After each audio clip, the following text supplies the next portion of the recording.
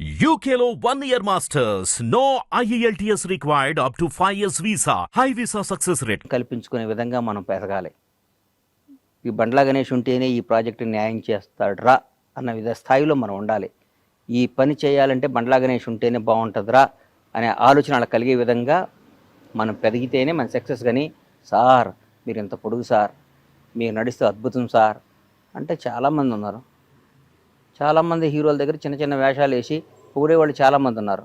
వాళ్ళ జీవితం నా జీవితం ఒకటి పొగడతకి ఉండకూడదని నా నమ్మకం. నేను పొగిడించుకునే స్థాయిలోకి రావాలని నా ఆశ. వస్తా అన్న కాదు అంటే ఇంకా మీరు పొగిడించుకునే స్థాయిలోకి రాలేదు. ఎక్కడ వచ్చానన్నా? నిజంగా మాట్లాడతాం. ఇదేం అచీవ్మెంట్? ఇది అచీవ్మెంటా? మీతో పాటు అవన్నీ అనవసరం. నా చిరంజీవి గారితో పాటు ఇండస్ట్రీకి వచ్చిన వాళ్ళు, పవన్ కళ్యాణ్ గారితో పాటు హీరోలుగా వచ్చిన వాళ్ళు, రేవంత్ రెడ్డి గారితో పాటు రాజకీయాల్లోకి వచ్చిన వాళ్ళు, చంద్రబాబు నాయుడు సమకాలికులు. చంద్రబాబు నాయుడు గారితో చాలామంది సమకాలికులు ఉన్నారు, రిటైర్డ్ అయిపోయారు, చనిపోయారు. ఆయన ఫస్ట్ టైం ముఖ్యమంత్రిగా ప్రమాణ స్వీకారం చేసినప్పుడు ఆయన మంత్రివర్గం ఫోటోలు చూడండి ఎంతమంది ఉన్నారు. ఇప్పుడు సెకండ్ టైం చేసినప్పుడు ఎంతమంది ఉన్నారు, థర్డ్ టైం చేసినప్పుడు ఇప్పుడు ఎంతమంది ఉన్నారు. Still today is young man, is fighter. Yeah Pavan Kalyan garu ఆయనతో పాటు హీరోలుగా జనరేషన్ ఆ టైంలో 25 ఏళ్ళు అక్కడమ్మ ఇక్కడ అబ్బాయి. ఇప్పుడు నేనేగా ప్రత్యక్ష సాక్షిని. సుస్వాగతం దగ్గర నుంచి ఆయనతో పాటు ప్రయాణించినాను కదా. ఆయనతో పాటు ఎంతమంది వచ్చారు, ఎంతమంది ఉన్నారు? ఎవరయ్యారు? పవన్ కళ్యాణ్ పడయ్యాడు. చిరంజీవి గారు తమ్ముడు అయ్యాడంటే ఎట్లా? చిరంజీవి గారు తమ్ముడు లేరా? చిరంజీవి గారు చాలామంది లేరా? చిరంజీవి గారు బంధువులు లేరా?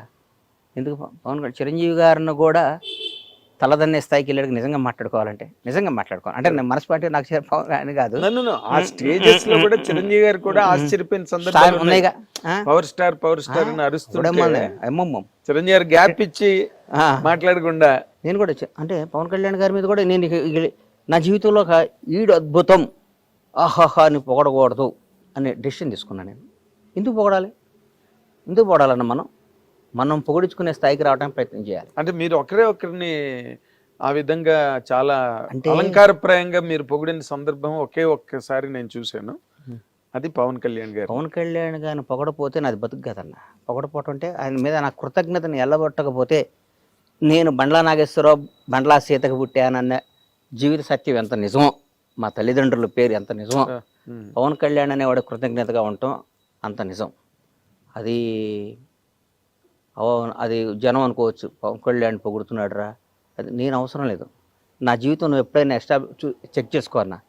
నేను ఎవరైనా సింహభాగాన ఉన్నప్పుడు వాడితో గొడవపడుతుంటా. రాష్ట్రాన్ని శాసిస్తున్నారు, కనుసైగితో శాసిస్తున్న టీఆర్ఎస్ ప్రభుత్వం మీద ఎదిరినాను నేను. అవును, భయం పొగడలేదు ఎప్పుడు. నెవర్ నా ప్రాణం పోవటానికై నేను సిద్ధపడతా. నేను పొగను. నేను కాంగ్రెస్ దాదాపు మీరు 2004 2003 బొత్సన్న 2004 అప్పుడు అంతకుముందు 2000 నుంచి నేను వాళ్ళతో సన్నిహితంగా ఉన్నా. 2000 నుంచి నన్ను చూశారు మీరు. అవును, నేను ఏ రోజైనా పార్టీ మారానా? ఏం లేదు. 2009లో చిరంజీవి గారు పార్టీ పెట్టినప్పుడు కూడా చిరంజీవి గారు అంటే ఇష్టం, నేను పార్టీ మారానా? మారలేదు. ప్రజారాజ్యంలోకి వచ్చానా? డిస్కషన్ కూడా జరిగింది. నేనేమన్నా నేను రానా, నేను కాంగ్రెస్లోనే ఉంటానని చెప్పాను. నాకు ఇష్టం కాంగ్రెస్ అంటే. ఈ రోజు కూడా చెప్తున్నా, పవన్ కళ్యాణ్ అని ఆయన పార్టీ పెట్టి వాస్తవం చెప్తున్నా, పవన్ కళ్యాణ్ గారు నాకు ఇక అంతకంటే అల్టిమేట్ ఎవరు.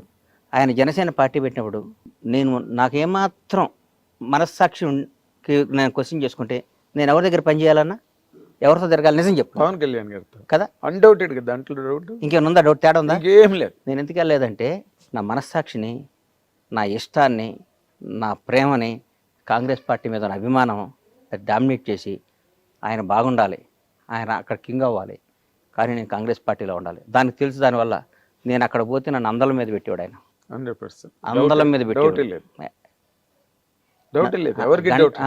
అందలం మీద పెట్టుకునేవాడు. అవును, రారా అనేవాడు, కూర్చోబెట్టుకునేవాడు. నాకు వేరుగా ఉండేది. నాకు అవన్నీ త్యాగం చేశాను నేను బికాజ్ ఆఫ్ కాంగ్రెస్ పార్టీ. అట్లాగే చంద్రబాబు నాయుడు గారు అరెస్ట్ చేశారు. తెలుగు జాతి మొత్తం ఉలిక్కి పడిపోయింది పాపం. ఆయనతో లబ్ధి పొందారు జనం అందరూ. చంద్రబాబు గారు పాపం ఆయన 14 ఏళ్ళు ముఖ్యమంత్రిగా ఉన్నప్పుడు ఆయన్ని పొగిడారు, అది చేశారు. అసలు ఆయన అద్భుతం అన్నారు, ఇదన్నారు. ఆయన జైల్లో చేస్తే వాళ్ళందరూ నమ్మే భగవంతుడి మీద, వాళ్ళకి జన్మనిచ్చిన తల్లిదండ్రుల సాక్షిగా, వాళ్ళ బిడ్డల సాక్షి చెప్పమను, ఎంతమంది బయటకు వచ్చి ఆయనకు మద్దతుగా నిలిచారు. ఎవరు లేరు. ఎంత ఒక్కళ్ళు చెప్పండి. ఏదో మొసలి కన్నీళ్ళు లేకపోతే దొంగతనంగా అది కూడా లిప్ సింప్ నోరు తెరిచి ధైర్యంగా ఎవరు మాట్లాడారు? పవన్ కళ్యాణ్. తర్వాత నేను కూడా మాట్లాడాను. ఎస్. కేబీఆర్ పార్క్లో బయటకు వచ్చా, నాకు తెలియదు, వాక్ చేసుకుంటూ బయటకు వచ్చా. ఎవరో పాపం పిల్లలు వచ్చారు, వచ్చి కళ్యాణ్ బాబు పవన్ సేవ్ డెమోక్రసీ అది ఇదని పెట్టారు. అప్పుడే రైల్లో మెట్రో రైల్లో చేస్తుంటే అంతకు ముందు రోజు టీఆర్ఎస్ పార్టీ వాళ్ళు ఎవరో ఇక్కడ చేయడానికి వీల్లేదు, కేటీఆర్ గారే మర్చిపోయా, వెళ్ళి మీ ఊళ్ళల్లో చేసుకోండి ధర్నాలు, మీ ఊర్లలో చేసుకోండి అని వ్యంగ్యంగా మాట్లాడారు. చంద్రబాబు నాయుడు గారిని అరెస్ట్ చేసి నా కడుపు రగిలిపోయింది. అంటే అధికారం ఇంత ఇట్లా మాట్లాడిస్తుందా? అధికారం ప్రజాస్వామ్యం ఈ పెద్ద పెద్ద రాజ్యాలే సామ్రాజ్యాలే వెళ్ళిపోయినీరా? ఏంది ఇది? జనం ఓటేస్తే గెలిచిన ఇళ్ళు, జనం గెలిపించిన ఇళ్ళు, మేమే రాజులో ఉన్న ఫీలింగ్ ఇస్తారని బయటకు వచ్చి మన ఊళ్ళలో వెళ్ళి చేయండి, ధర్నాలు పనిచేయండి. బాంచేత నేను చెప్తున్నా, చంద్రబాబు నాయుడు అని ఆయన మళ్ళీ ముఖ్యమంత్రి అవుతాడు, ఈ దేశాన్ని శాసిస్తాడు, రాష్ట్రాన్ని వెళ్తాడని చెప్పా. కేబీఆర్ పార్క్ దగ్గర బయటకు వస్తాడు, చంద్రబాబు నాయుడు బయటకు వస్తాడు, ఈ రాష్ట్రాన్ని వెళ్తాడు, దేశాన్ని శాసిస్తాడని చెప్పాను నా నోటితో. 2 అయ్యేసరి గుర్తుపెట్టుకొని జరుగుతున్నాయి. అది కరెక్ట్. తర్వాత నేను చంద్రబాబు గారిని నేను కలవలా. కలవలేదు. నాకేం పని అన్న? సందర్భం వచ్చినా కూడా నేను కలవను. నాకేం పని? ఒకడు అధికారంలో ఉన్నప్పుడు వెళ్ళి ప్యాంపరింగ్ చేయకూడదన్నా, కష్టాలు ఉన్నప్పుడు తోడుగా నిలబడాలి. మొన్న ఒక మధ్య ఒక ఆయన షాద్నగర్లో మా థియేటర్ కాడ ఇక్కడ కూర్చున్నా, అన్న టీఆర్ఎస్ వాళ్ళని బాగా తిట్టన్నా అన్నాడు. నేను తిట్టను అన్నా. ఎందుకు తిట్టాలను? దానివల్ల నాకు బెనిఫిట్ ఏంటి? ఎందుకు తిట్టాలి? నా మనసుకు నచ్చాలి కదా. ఒకటి గుర్తుపెట్టుకోరా సీను, మనిషి కష్టాల్లో ఉన్నప్పుడు, డిప్లో ఉన్నప్పుడు వాడిని పొడవకూడదు. వీలైతే వాడు చెయ్యి, నచ్చపోయాడు వాడు జోలికి వెళ్ళమాక. వాడు ఓడిపోయినాడిని, కష్టాల్లో ఉన్నాళ్ళని నువ్వు ఎదవ్వి, నువ్వు దొంగవి, నువ్వు అది ఇది, వాడు పవర్ లేనప్పుడు పావులు తీసేసిన కూరలు తీసేసిన పావుని ఏ అంటే ఎట్లా? నల్లమ్మల అడవిలో ఒక కింకోపురం తీసుకొచ్చి దన్నాను. అమ్మో, నల్లమ్మల అడవిలో ఒక కింకోపురం తీసుకొచ్చి అప్పుడప్పుడే పట్టుకొని పావుని తీసుకొచ్చి అను వేస్తే నువ్వు నల్లగా అయిపోయి 2 నిమిషాలు చచ్చిపోతావు. అక్కడి నుంచి పాయిజన్ చింపి చచ్చిపోతాను. ఇప్పుడు అధికారంలో ఉన్నప్పుడు, పవర్ ఉన్నప్పుడు నీకు దమ్ముంటే ఎదురు తిరుగు. జగన్ గారు మీరు చేసిన తప్పు, చాలా తప్పు అని ఎదురు తిరిగా నేను. అవును. కేసీఆర్ గారు రేపు రేవంత్ రెడ్డి గారి నాయకత్వంలో మా ప్రభుత్వం వస్తుంది, మేము అధికారంలోకి వస్తాం, కాంగ్రెస్ పార్టీ వస్తుంది అని చెప్పా. వస్తే ఎదురు తిరిగి నేను ఇప్పుడు నిబద్ధత గల్లాడిని, నాకు నచ్చిందే చేస్తాను. నేను నిబద్ధత గల్లాడిని, నాకు నిబద్ధత ఉందన్న. అంతే, నాకు నిబద్ధత లేకుండా ఇవాళ నాగేంద్ర కుమార్ గారు పవర్లో ఉన్నాడు కాబట్టి నిన్నటి వరకు వాడు ఆ రోజు ఎదవండి, నేను చాలా చెప్పాను బాగుపడమని. ఏకచక్రాధిపత్యంతో చేశాడండి, ఒక సైకోలా ప్రవర్తించాడండి, ఒక అదే అండి ఇదే. మరి నిన్నటిదాకా ఏమైంది? అది నిన్నటిదాకా ఆయనతోనే తిరిగి కదా, నువ్వు నిన్నటిదాకా ఆయన్నే పొగిడేవు కదా, నిన్నటిదాకా ఆయన అన్నా నువ్వు తిరుగులేని శక్తి వర్ణ అన్నావు కదా. నిన్న అన్న అయ్యాడు, ఈడు సైకో అయ్యాడా? ఏనా? నిన్న కేసీఆర్ అనేవాడు దేవుడు అయ్యాడు, కేటీఆర్ అద్భుతం, రామన్న అయ్యాడు, సారో అయ్యాడు, ఇవాళ విలన్స్ అయ్యారా? 1 డేలో 24 గంటల్లో మారిపోద్దా? నీ క్యారెక్టర్ మారిపోద్దా? ఇదంతా దేనికోసం? నీ బతుకు కోసం, నీ డబ్బు కోసం, నీ జీవిత అస్తిత్వం కోసం. ఎన్ని రోజులు బతుకుతావు అన్నా నువ్వు? అద్భుతంగా ఎక్సర్సైజ్ చేసి యోగాలు చేస్తే 90 బతుకుతావు అంతే. ఒక 60 ఏళ్ళకి చచ్చిపోతే నీకు నష్టమేనా వచ్చిందా? నందమూరి తారక రామారావు గారిని మర్చిపోయారు. ఇలా రామారావు గారి కంటే గ్రేట్ పర్సన్ ఉన్నాడు ఎన్టీఆర్ కంటే. ఎవరు ఉంటారు? ఎన్టీఆర్ గారిని ఇప్పుడు వర్ధంతి రోజు, జయంతి రోజు దండేస్తున్నాం. రోజు మాట్లాడుకుంటున్నావా? ఏమి లేదు. ఇందిరాగాంధీ గారిని మాట్లాడుకుంటున్నావా? జవహర్లాల్, దేశానికి స్వాతంత్రం తీసుకొచ్చిన జవహర్లాల్ నెహ్రూ, మహాత్మా గాంధీ గారిని మాట్లాడుకుంటున్నావా? అంబేద్కర్ గారి గురించి రోజు మాట్లాడుకుంటున్నావా? ఏం లేదు. ఏప్రిల్ 14 అంబేద్కర్ గారి జయంతి అంటున్నాం. నేను అవసరం వచ్చినప్పుడు అంబేద్కర్ గారి పేరు వాడుకుంటున్నాం, ఆయన గౌరవించుకుంటున్నాం. జీవితంలో మనం బతికినంత కాలం, మనం ఉన్నంత కాలం, మనకు నచ్చినట్టు మనం బతకాలనేది పాలసీ నాది. ఇప్పుడు మీరు చెప్పే పాలసీ పర్ఫెక్ట్, అది ఒక హ్యుమానిటేరియన్ ఆస్పెక్ట్ అండ్ జీవిత సత్యాలు అంటారే, అక్షర సత్యాలు, ఆణిముత్యాలు మీరు ఇప్పుడు వరకు టెంప్లెట్స్ అనమాట, ప్రతివాడు మా ఫాలో అవ్వాల్సినవి. కానీ ఇప్పుడు మీరు ఫర్ ఎగ్జాంపుల్ మీరు కాంగ్రెస్ పార్టీని బాగా బలపరిచి దానికోసం పవన్ కళ్యాణ్ గారి క్యాంపును కూడా, పవన్ కళ్యాణ్ గారి మీద ఈ రోజు ఆయన వదిలే, నేను I'm talking about the policy of the party, political party, ఆ ఏరియా గురించి మాట్లాడుతున్నాను. మీరు అక్కడికి వెళ్ళడానికి ఓ, ఆ, మొగ్గు చూపలేదు, ఆ ఇంట్రెస్ట్ చూపించలేదు. ఎందుకంటే బికాస్ బేసికల్గా మీరు కాంగ్రెస్ పర్సన్. అంటే మనసు ఒకటను సంసారం ఒక దగ్గర చేయలేం కదన్నా. ఎక్కడ చేస్తాను చెప్పు? నువ్వు ఎవరినో ఇష్టపడ్డావు, వేరే వాళ్ళతో సంసారం చేయమంటే ఎక్కడ చేసాను చెప్పు? చేయలేం కదా. దానిమ్మ బతకటం కంటే సావటం ఇష్టపడాలి. అట్లాంటి బతుకు కంటే ఇప్పుడు కొందరు మాట్లాడతారు, నేడు దాకా కేసీఆర్ కేటీఆర్ ఊ అని, ఇవాళ రేవంత్ అన్న దగ్గరికి వచ్చి అన్నా అన్న అంటే వాళ్ళని చూసి అనుకుంటా నేను, వీళ్ళమ్మ వీళ్ళు ఇంత చీప్ నా కొడుకులా, ఇళ్ళు ఇంత ఎదవలా, ఇళ్ళు ఇంత అవసరం కోసం ఇంతనా రేపొద్దున ఏదో ఒక రోజు పవర్ పోయిద్ది. 10 ఏళ్లకో 11 ఏళ్లకో ఏదో రోజు దిగిపోవటం ఖాయమే కదా. ఎక్కడ నేచర్ కదా. జ్యోతి బస్సే దిగిపోయాడు. అసలు జ్యోతి బస్ కన్నా ఎవడో ప్రపంచంలో వెస్ట్ బెంగాల్ జ్యోతి బస్ అట్లా ఆ రోజు ఇలా ఒరిజినాలిటీ బయటకు వస్తుంది. మేము చెప్పామండి, ఆ రోజు విన్నాడా అండి అంటారు నా కొడుకులు. మేము మాత్రం ఎప్పుడు కాంగ్రెస్ పార్టీని రేవంత్ రెడ్డి గారిని ఇష్టపడుతున్నాం. నేను ఒక్క మాట అడుగుతాను, 100 అడుగన్నా. ఇప్పుడు మీరు మాట్లాడేటప్పుడు అసలు మిమ్మల్ని ఎవరు కాంట్రడిక్ట్ చేయలేని రేంజ్ లో మాట్లాడతారు, దానికి సహేతుకమైన విశ్లేషణ కూడా ఇస్తారు. మీరు పర్సనల్ గా బిట్వీన్ ది 4 వాల్స్ ఉన్నప్పుడు కూడా మీరు వాళ్ళతో అలాగే ఉంటారండి? అంతకంటే ఎక్కువ ఉంటా, అంతే ఇంతకంటే ఎక్కువ ఉంటా.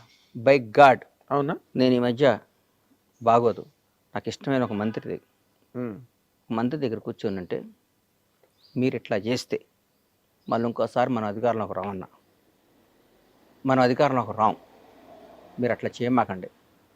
ఇది కాంగ్రెస్ పార్టీలో కొన్ని కోట్ల మంది కార్యకర్తల ఆశ కాంగ్రెస్ పార్టీ అధికారంలోకి రావాలని. అవును. కసి 10 ఏళ్ళు ఇబ్బంది పడ్డారు, అందరూ వచ్చారు. మీరు ఇవాళ వేరే పార్టీ వేరే వాళ్ళకి పనిచేశారనుకోండి, రేపొద్దున మనకు వాళ్ళు ఓటేయరు. వాళ్ళు ఓటైపోతే మన కార్యకర్తే మన దేవుడు. ఈ లక్షల మంది కార్యకర్తలు అందరూ కలిసి ఆర్తనాదం అరిచి గోల చేసి ఓటేస్తే మీకు ఈ పవర్ వచ్చింది, ఈ పదవి వచ్చింది, ఈ కారు వచ్చింది, ఈ స్టేటస్ వచ్చింది, ఈ విలువ వచ్చింది. ఎందువల్ల వచ్చింది? కార్యకర్త వల్ల వచ్చింది. వాళ్ళని దూరం చేసుకున్నావా, మీరు కార్యకర్త అయిపోతారు. మీరు నాయకుడిగా కంటిన్యూ అవుదాం అనుకుంటే మీరు అందరితో అద్భుతంగా ఉండండి, మళ్ళీ కార్యకర్తగా అవుదాం అనుకుంటే మీ ఇష్టం వచ్చిన ప్రవర్తించండి అని చెప్పాను. బై గాడ్ డైరెక్ట్గా చెప్తే నేనేం తప్పు చేశాను గణేష్ అని అన్నాడు పాపం ఆయన. కాదన్న, ఎవరిని బాధ పెట్టబాకండి, మీరు బాధ పెట్టకూడదు. బాధ పెట్టే పరిస్థితి వస్తే కలవబాకండి అన్న. ఇక్కడ లక్షల మందిని సాటిస్ఫై చేయడం అనేది కష్టం అన్న. అది కష్టం, ఇది కష్టం. ప్రతి ఒక్కడు ఉంటాడు, ఒక చిన్న ఫోన్ ఉంటుంది, 100 మంది అడుగుతాడు. ఈ ఫోన్ 100 మంది అడుగుతారు, ఎవరికో ఒకరికి ఇవ్వాలి. 99 మంది బాధపడతారు.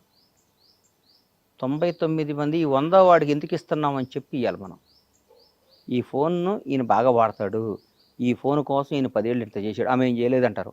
మీకు ఇంకో అవకాశం వచ్చింది, దాన్ని ఇస్తా, మనందరం కలిసి ప్రయాణిద్దాం అని అందరినీ ఇంప్రెస్ చేసి వాళ్ళ సమేతంగా ఈ 100వ ఫోన్ అడిగిస్తే వాళ్ళు ఉత్సాహంగా ఉంటారు. ఈ ఫోన్ని ఈ 100 మంది కాకుండా 101 వాడు పక్కాడికి వచ్చి ఇస్తే, నిన్నటిదాకా వేరే వాడి దగ్గర లబ్ధి పొందినాడికి ఈ ఫోన్ ఇస్తే ఈ 100 మంది ఒకటయ్యి నేను రేపు ముడ్డి మీద అంటారు, రేపు తొక్కేయటం కదా ఇది. మరి అంతే కదా, ఈ 100 మందిలో ఒకటికి వాళ్ళు వెనకాతలుండి కష్టపడి బాధలు పడి పెట్టారు కదన్నా, ప్రాణం పెట్టారు. ఎంత అండి. కానీ కాదు, ఇప్పుడు మంత్రితో చెప్పారు, ముఖ్యమంత్రితో కూడా ఇలాగే మాట్లాడతారండి ఏంటంటే అన్న ఇదన్నా అంటే సార్, ఇవాళ భారతదేశంలో 29 రాష్ట్రాల 29గా 29 రాష్ట్రాల్లో one of the best CM Revanth Reddy. ఎట్లా చెప్తున్నారు? ఎందుకు చెప్తున్నానన్నా, ఈ రేవంత్ అన్నకి ఈ రోజు కూడా మిడిల్ క్లాస్ మెంటాలిటీ. నేను ముఖ్యమంత్రిని, అహంభావం లేదు.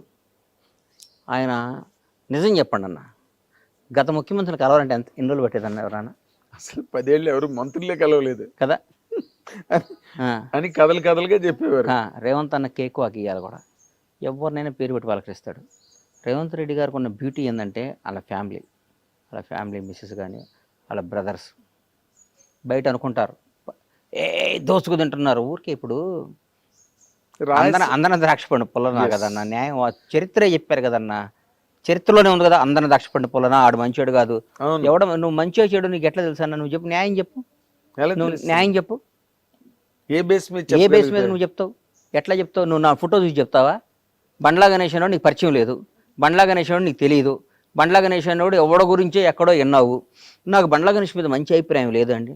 వాడికో, వాడి తాతకో, వాడి జేజమ్మకో, వాడి అమ్మకో, వాడి అక్కకో, వాడి భార్య పిల్లకో ఒక 10 పైసలు అన్యాయం చేసినట్టు కానీ, 10 పైసలు వాడికి నష్టం చేసినట్టు కానీ, ఒక చిన్న వాడి దగ్గర ఒక మంచినీళ్ళు తాగినట్టు కానీ నిరూపించు, వాడితో మాట్లాడినట్టు కానీ. రేవంత్ రెడ్డి గారు నేను చెప్తున్నా ఉదాహరణ, మన ఊరికి తెలియకుండా పేపర్లో చూసి అభిప్రాయం చెప్పడం ఈజీ అన్న. పెట్టుబడి ఉంది, పెట్టుబడి ఉంది. ఆయన నాగేంద్ర కుమారు ఆడు పెద్ద ఎదవండి అంటారు. నీ గురించి నాకు తెలుసు. What are you? I know last 30 years. మాట్లాడటం ఏముందన్న? మాట్లాడడం చాలా పెట్టుబడి దానికి డబ్బు పెట్టి కొనాలి కార్డు. నువ్వు పెద్ద బూత్ తిట్టాలంటే 1000 రూపాయలు పెట్టి కొనాలి. ఇంకా భయంకరమైన బూత్ తిట్టాలంటే 1,00,000 రూపాయలు పెట్టి టోకెన్ కొనాలి అని రూల్ పెట్టమను. ఎప్పుడు ఎవరిని తిట్టడు. ఒక టోకెన్ పెట్టమనన్నా, నీకు అర్థం కాలేదా? వాడికి అతి భయంకరమైన తల్లిదండ్రులు తిట్టాలంటే 1,00,000 రూపాయలు పెట్టి టోకెన్ కొనాలి, రీఛార్జ్ చేయాలి. ఫోన్ చేస్తే ఆ బూత్ వల్ల ఛార్జ్ దిగిపోద్ది, కరెంట్ మీటర్కి ఛార్జ్ చేసినట్టు చెగిపోద్ది. మనం తిట్టే బూతుల వల్ల మన బ్యాంక్ బ్యాలెన్స్ తగ్గిదని రూల్ పెట్టమని. కట్ అయిపోద్దని బట్టి ఎవడన్నా తిడతాడా సార్? ఎవడన్నా పొగిడితేనే బ్యాంక్ బ్యాలెన్స్ పెరుగుతుంది, ఎవడన్నా తిట్టినా బ్యాంక్ బ్యాలెన్స్ తగ్గిపోద్ది అంటే ప్రతి ఒక్కడు. నాగేంద్ర కుమార్ గారు సాక్షాత్తు శ్రీరామచంద్రుడి వంశంలో పుట్టారండి. ఆయన నడక రాముడు